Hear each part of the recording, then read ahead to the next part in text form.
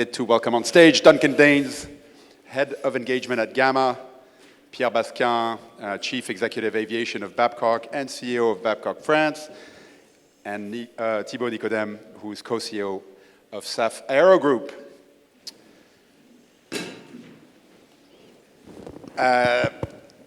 So I had an off-the-record conversation a few weeks ago with an operator whose name I will not mention, but who said there was basically no money to be made in operating EMS aircraft in Europe.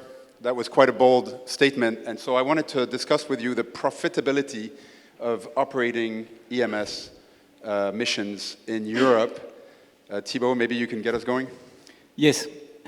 I would say the easy answer to that question is, are the missions we operate critical and indispensable to our customers? And the obvious reply is yes. So once you have replied to that, you have the reply to your question. You have to convince your customer of the value you add to them. Today, and I think probably for the past 10 years, yes, I think the customer in the EMS sector have seen helicopter industry as a commodity.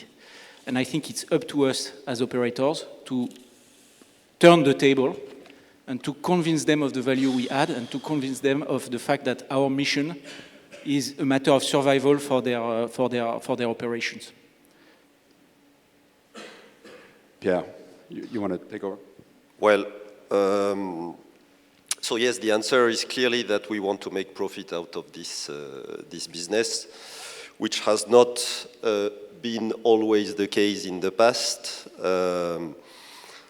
So we were quite hard impacted by all the crises that we had in the last 3 to 4 years, COVID, the war in Ukraine, impacting hard the cost structure of those activities, fuel price increasing, spare parts increasing, etc., with contracts that were not always following the real inflation of our activities.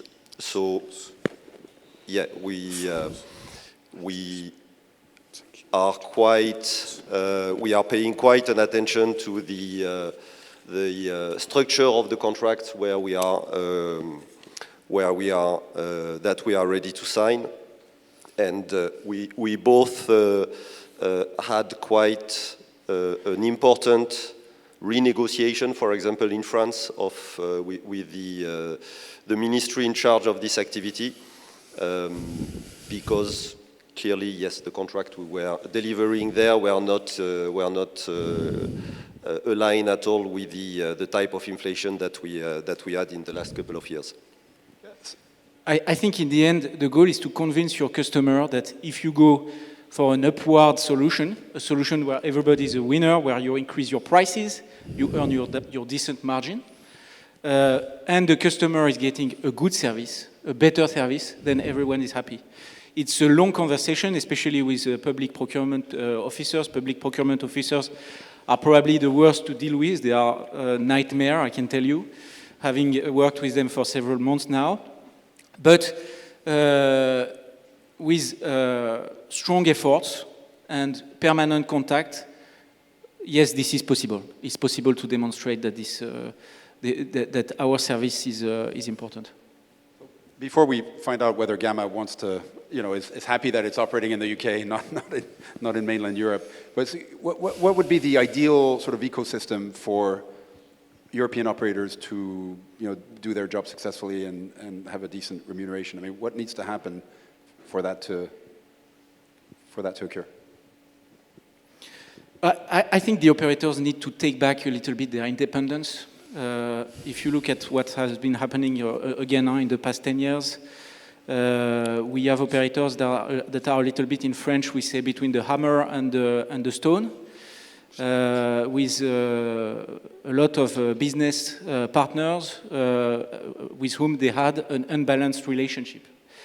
This type of unbalanced relationship was the case in many relationships. It was the case with the customer.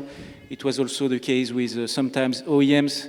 It was also the case with sometimes financiers. And in my opinion, operators need to realize that they are in the middle of that system, and that they need to establish balanced relationship with their business partners, with their customers, with their suppliers, with their financiers.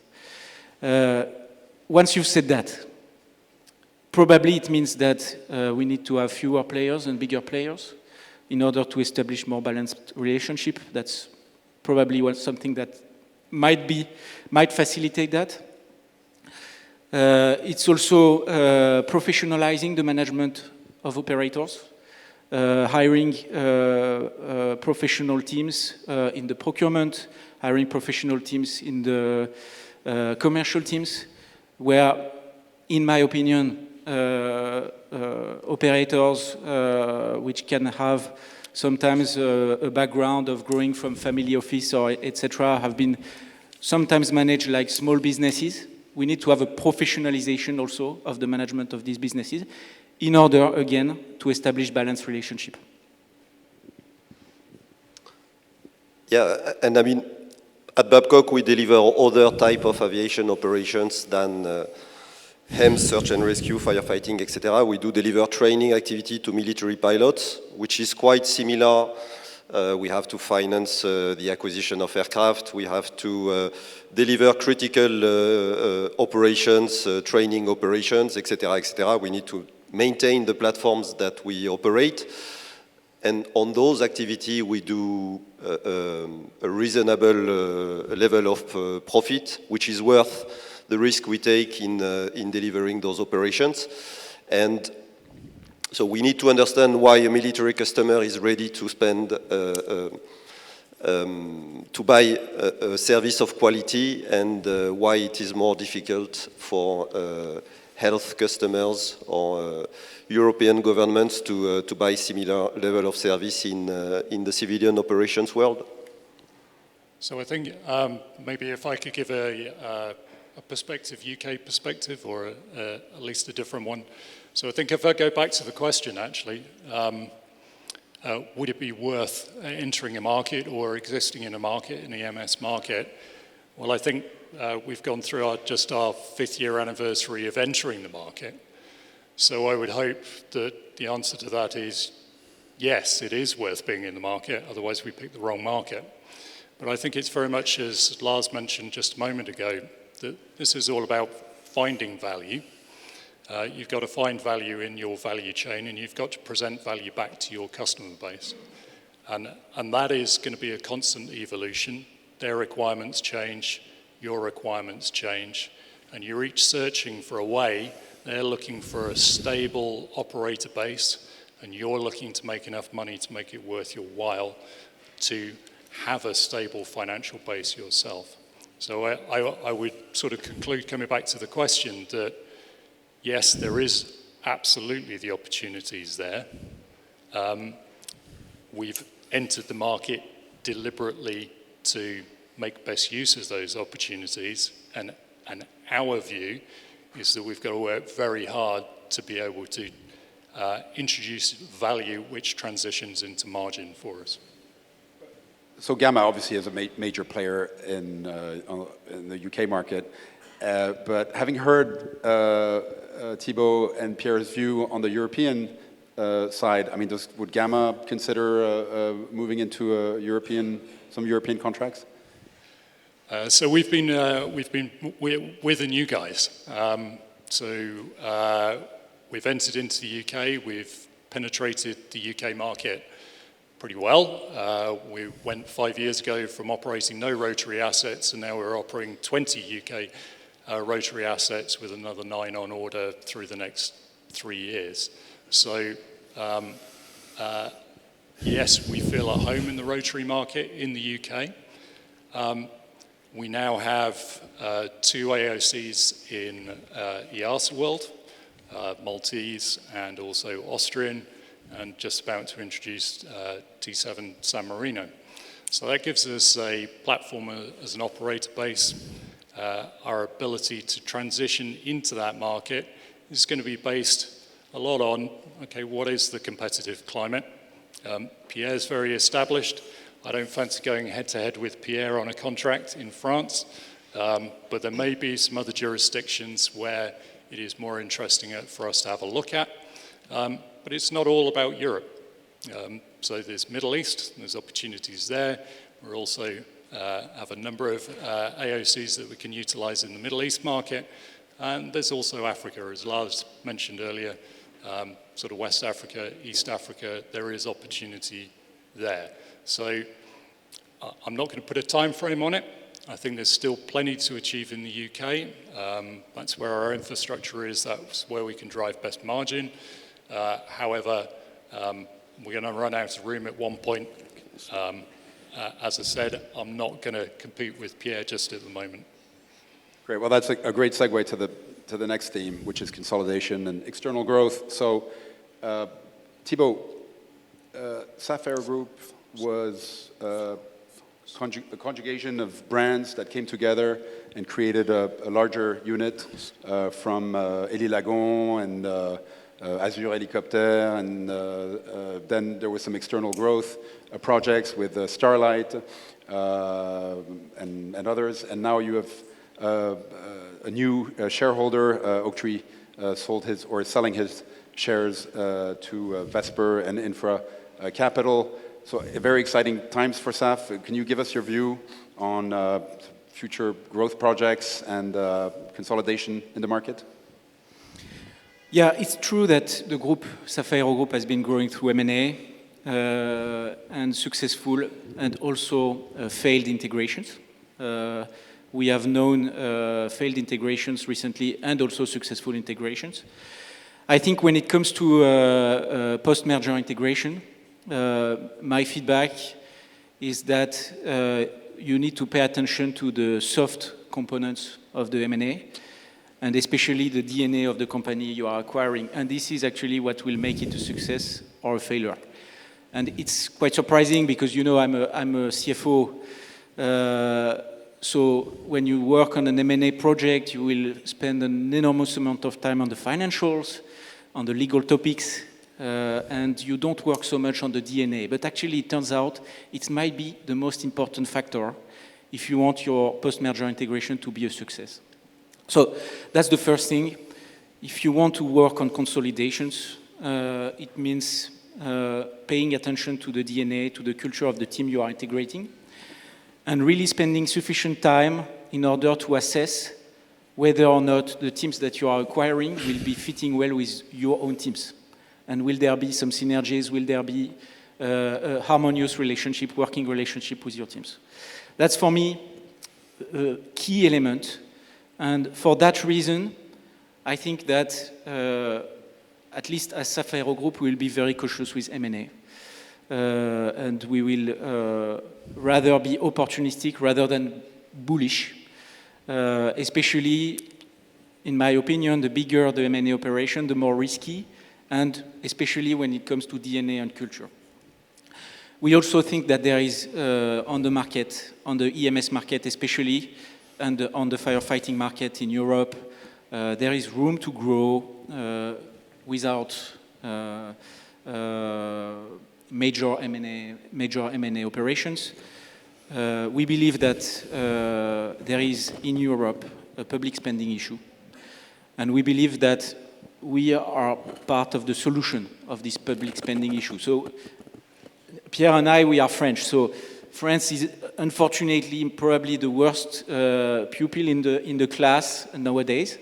So in France we have, I think, a highway to generate public spendings through our missions.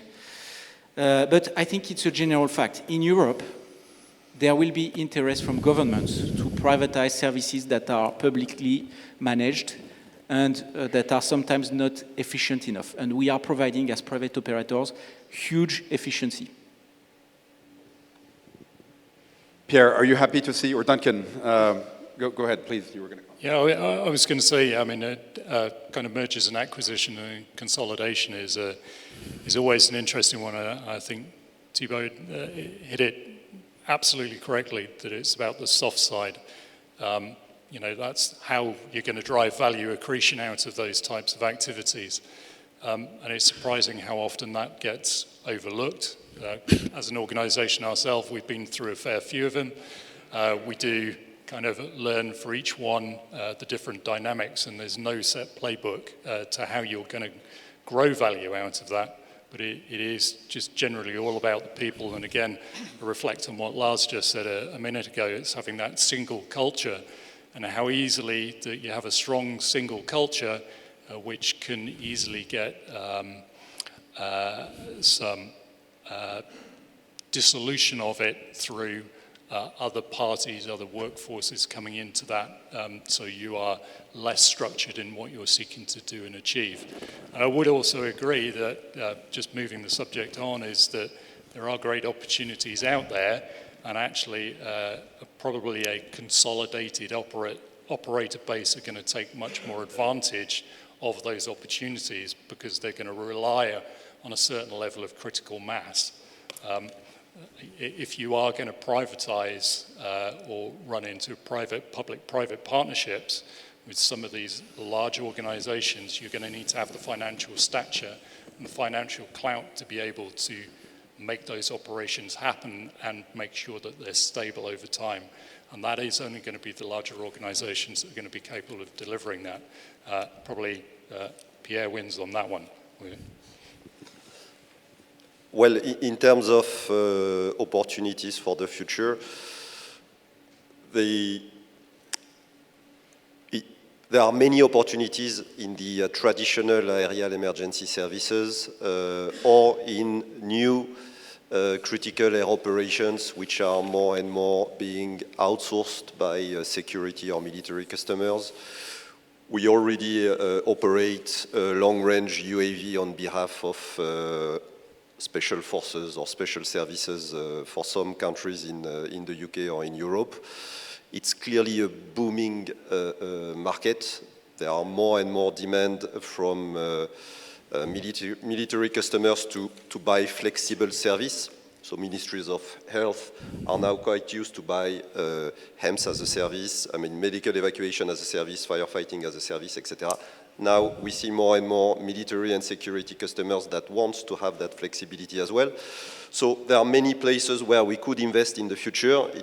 And clearly we will invest where we can maximize the return on the investment. So. And we need financial partners on that. Clearly, lessors, funds were rather reluctant in the past to finance platforms that were delivering something else than a pure civilian operation. And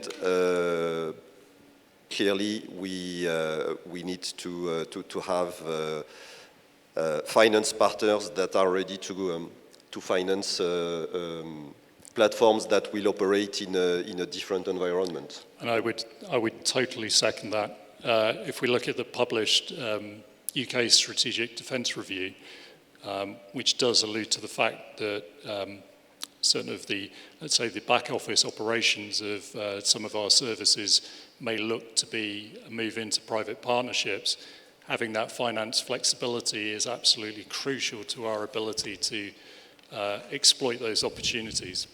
And if we don't have access to that capital, it's going to prove slightly problematic.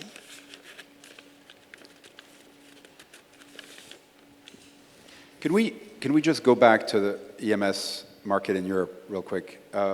Pierre, is it a concern that Gama is entering this market? I mean, in a market that's already got quite a few major players, is that a concern for you?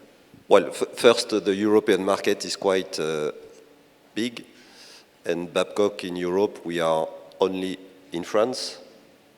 So there's many other countries besides France, which is already quite congested, and we are 3 operators in France.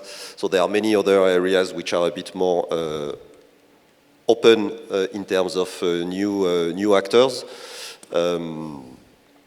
So there are many international operators which are not in Europe today, some which are in the Middle East that made in the last couple of years, large investment in acquiring a lot of platforms that could be interested in the European market as well. So yeah, clearly we anticipate that there will be new players in the European market. or clearly a consolidation of players, because it's quite fragmented at the moment, with national players, very few European players, and yeah, it's quite a fragmented business, basically.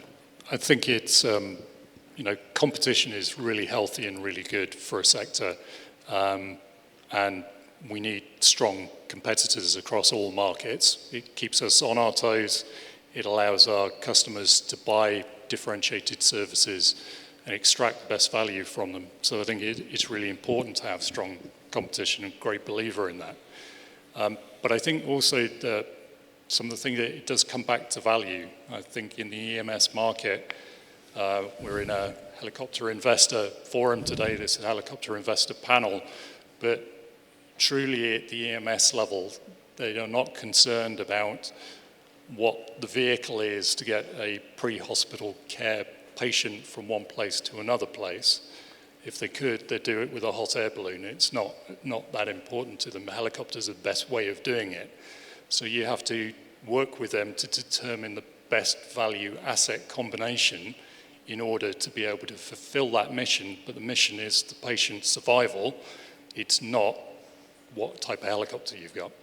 And I think that is the area in competition terms which will be the area that we all, as operators and everybody in this room, can exploit a lot better. We tend to look at the mode of transport rather than the benefit of the mode of transport. What I would also add is that the entry of a professional player on the market is always good news for the market. Especially in a market where today, as we just said,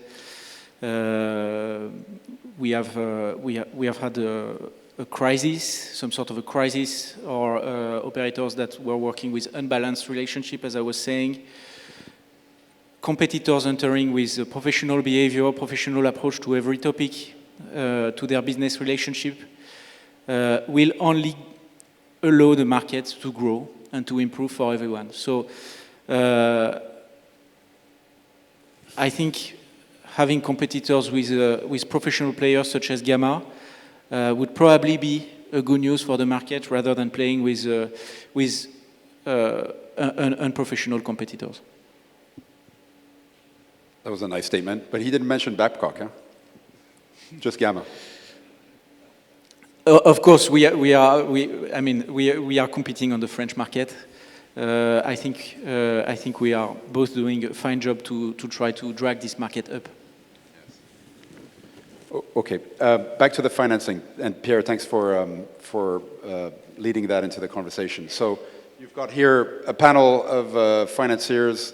I think all of you are branching out into ISR as a service, into firefighting, so multi-mission critical operations. And I think the case that you're making, Pierre, is that on some of the mission profiles, you're finding difficult to attract financing. Is that correct, Pierre? Yeah, because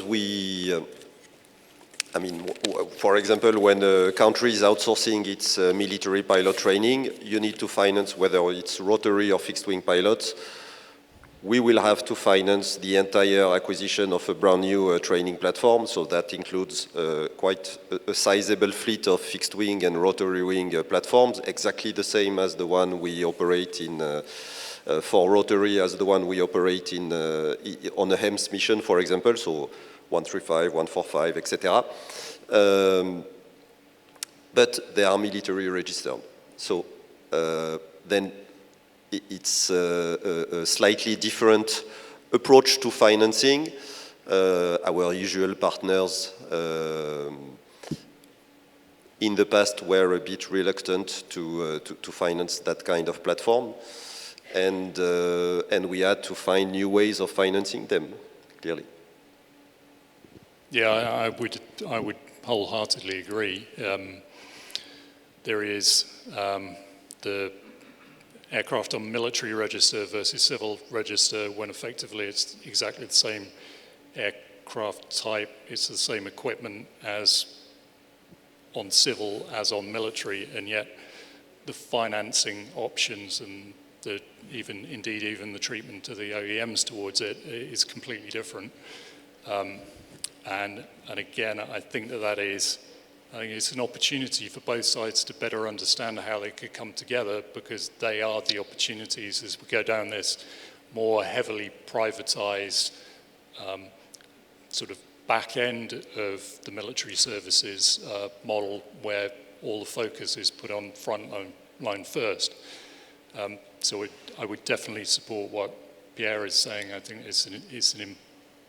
we have to work together to find a better route, and also our customers have to understand that a little bit better. They have to understand the finance models that are open to them, because we're very open for them to, effectively skip the operator if they want to directly finance themselves. But they don't understand what those arrangements could be, and also the way that they treat them from a government financing provision. Just to clarify, so is it the cost of financing that's the issue, or actually sourcing financing for these very particular sort of niche mission types? I think it is finding, and there's limited, or what appears, and please, everybody in the room, correct me if we're wrong in this assertion, but with a limited market, then price is usually kind of inverse to supply, so they're usually more expensive. So, yeah, I mean, look, it's not us. Don't take it as certainly me whinging about the situation. We've got to find a better way of kind of understanding what the finance models are out there to be able to take advantage of these opportunities. And that's mutually beneficial for us as an operator, but also the finance companies. Thibault, we saw the news of, and congratulations, by the way, of the Athens 225, Greece 225 project, where SAF Aerogroup is going to set up Part 145 and an AOC to maintain, operate, I think, 8 H225s? Up to 10. Up to 10. What about other types of mission-critical services? Does SAF Aerogroup have sort of willingness or motivation to enter ISR market, SAR market, or sort of close markets that are closer to military operation? So today we differentiate our business activities in three main activities. We have what we call the EMS. I would actually put the SAR into the EMS. Since we would have very similar operations between a SAR and an EMS operation. In France today, SAR is mainly managed by the government fleet, and we are a little bit the exception. We are managing a SAR base in Courchevel in the French Alps during the winter season in order to support the government. We are then working on this firefighting business line, where we are active in France with the French national contract for the French Ministry of Interior, and indeed we are very proud to sign this contract with the Greek Ministry of Forest and Security Civil for this firefighting contract. It's actually a very interesting business model. I'm quite admirative of the Greek government for setting up this contract, which is quite innovative, and which is really optimizing the cost of their firefighting helicopter operations for their taxpayers, especially also because it's a contract that is financed by the European Union. But apart from that, I must say that I'm quite admirative of the way the tender was written, and the way that it's an all-inclusive contract, where there will be no bad surprise for the government. And I often see governments signing contracts for a specific scope of work, but neglecting sometimes the sides of this contract, where there will be bad surprises and additional costs for the taxpayer. So. We hope that, and we will work like hell to make this contract successful. And we know that there is heavy interest from other countries in the region to for this contract model. So we will be pushing this contract model. Obviously, for us, it's interesting because we have no capex to finance.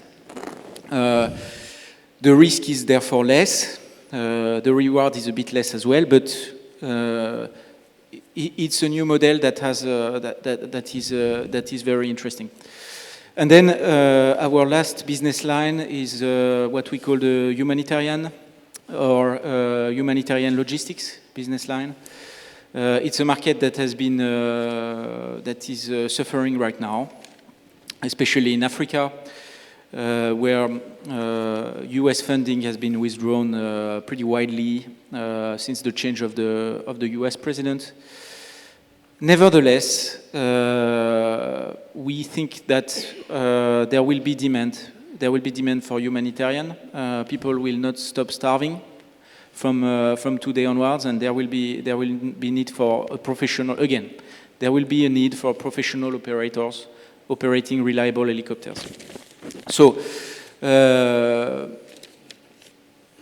today we think we have sufficient work in these three majors in order not to look at other business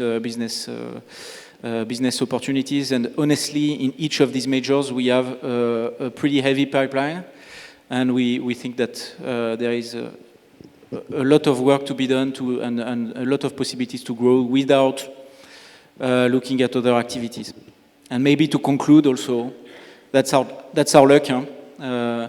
These three activities, have a high purpose and a high sustainability component. And it's also what our teams are proud to wake up in the morning to do. They are proud to deliver the missions we deliver. And for that reason, we are also happy to focus on this.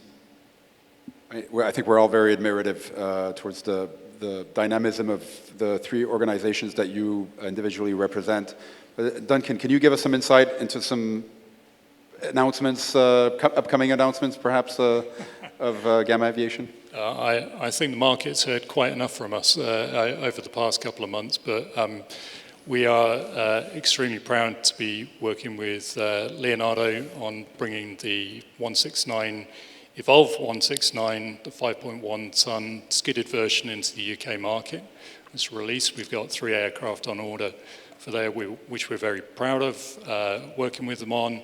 And we've got a whole load of innovations that are coming in with our Airbus 145-D3 fleet that is going into Scotland. Some really interesting innovations in the rear of the cabin for those EMS missions. And also just extending that also on the fixed wing fleet.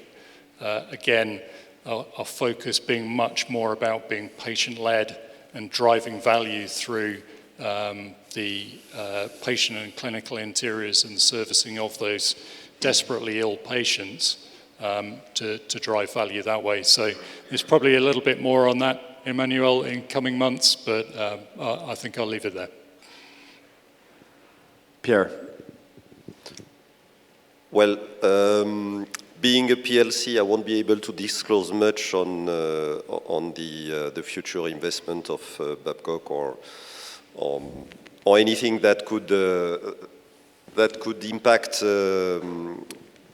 the market. But yeah, we are actively engaged in bidding major opportunities in a couple of countries at the moment. In Belgium, military aviation opportunities. There are many other opportunities in Australia as well, in the search and rescue environment, but in military pilot training also. Canada, the firefighting season that recently started is sadly extremely intense this year.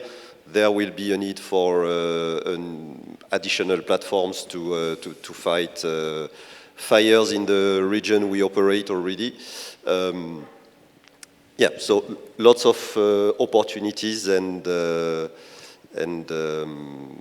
in places where clearly there is room for more than just one operator. Yeah, of course. Mike, do we have any Slido questions? Any questions from the floor, either on Slido or old school with a microphone here? Is the cost of financing the heli assets the biggest cost burden in the critical missions segment? Do any EU schemes exist to reduce this potential burden? It's the largest frustration for us, I think.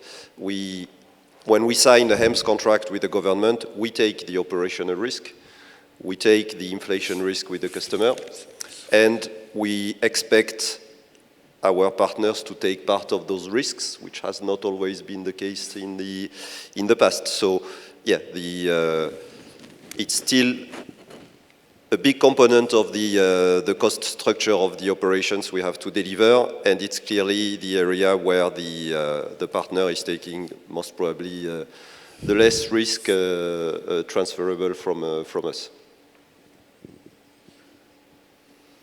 Any other questions? I mean, our Greek contract is actually a good example of how EU scheme can reduce this burden.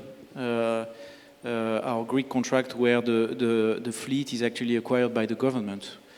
So again, the success of this contract could drive other governments to go for this. But indeed, today in our markets, the cost of financing is indeed the biggest cost burden. Yeah, no, I can't talk about the EU schemes, but I would agree with the sentiment. But there's an area that kind of increasingly I think that we need to have a look at, ever-changing world that we're in at this moment, and that's looking at export financing and export financing schemes. Certain OEMs can have those available to you. We use them elsewhere, or have the potential to use them elsewhere, so we need to look at those in more detail. Any other questions? Are the public service entities responsible for procurement also fussy about helicopter age, specification, type? Yes.